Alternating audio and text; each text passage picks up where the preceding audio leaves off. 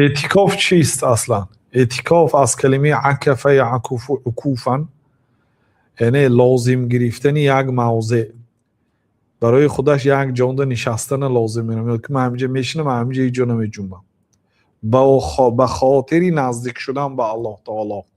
کسی سلامتی دارد، کسی شرایط دارد، یک مسجد جامعه که جمعه میخواند اونجا انتخاب کنید تا 10 شبانه روز اعتکاف شینید. این گپ برای من کارمندای مایم، اگر اعتکاف شیننم مالی ما یک علاج میکنیم، و ما مجبور هستیم. ما وقت شنده در حرم میشتیم، وقتی بیزن بودیم، وقتی طالب علم بودیم، در ذمه ما مسئولیت هست. برای می اعتکاف نشسته نمیتونیم، لیکن کسی اعتکاف نشسته است انشاءالله در انجرش شریک هستیم. بنابراین برادرها اعتکاف شینتون، سلامتی هست، چون که شاید سال آینده به رمضان نرسیم. 20 روز رمضان گذشت، روز پیامبر صلی الله علیه وسلم آمین آمین آمین گفتن، آمین آمین آمین.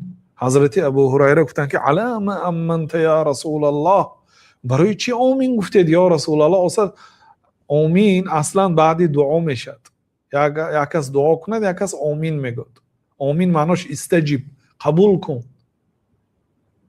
شما برای چی آمین گفتید یا رسول الله؟ گویان پیامبر صلی الله علیه وسلم گفتن که جبریل آمد گفتن به نزدم، سیدی فرشته ها صلوات الله و سلام علیه، جبریل آمد و گفت که یا محمد رغم انف امرئ ذکرت عنده فلم یصلی علیک. ای محمد بینیش به خاک مالد، یعنی خار و ذلیل شود آن آدمی که نامی تو در نزدش ذکر میشد و تو صلوات نمیگوید. بنابراین ما هر باره که نام جناب رسول الله صلی الله علیه و سلم رو که گرفتیم در حال صلی الله علیه و سلم میگویم.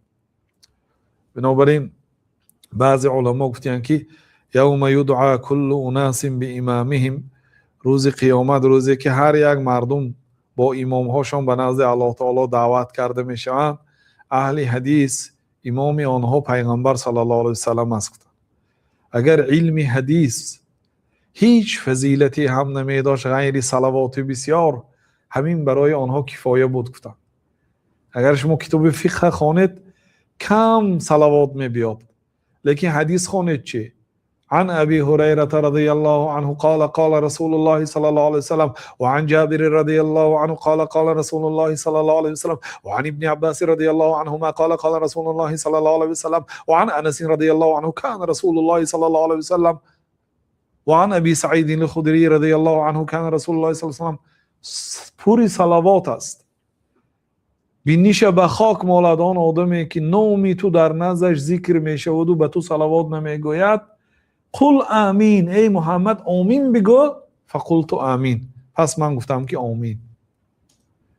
یعنی جبریل دعا کردند، پیغمبر صلی الله علیه وسلم آمین گفتند در حق آن آدمی که نام رسول الله صلی الله علیه وسلم در نزدش ذکر می شود و به پیغمبر صلی الله علیه وسلم صلوات نمی گوید.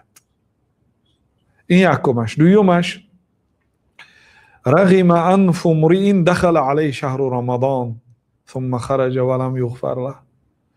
بینیش به خاک مالد آن آدمی که در ماه رمضان زنده بود، یعنی ماه رمضان زنده بود و ماه رمضان آمد و زنده بود، ماه رمضان برآمد و زنده هست و گناهش بخشیده نشد. ماه رمضان دریافت کرد و گناهش بخشیده نشد. این آدم بینیش به خاک مالد، یعنی خار و ذلیل شود. بسیار این وعیدی سخت است. قل آمین، آمین بگو ای محمد صلی الله علیه وسلم. فقلت آمین، پس من گفتم که آمین. ببینید، یعنی جبریل دعا کردند، فرشته پیغمبر صلی الله علیه و آله آمین گفته هستند در حق آن آدمی که رمضان تمام میشد و گناهش بخشیده نمیشه. بنابراین 10 شب دیگر برادرها کوشش کنید. اون بعضی علما میگن که اصلا وقتی معرب نزدیک میشد با تمام قوتش میدوید است، خاصتا در همین آخرش. یعنی در آخرش تنبلی نکنید، برعکس بهترین شبها ما رو انتظار است و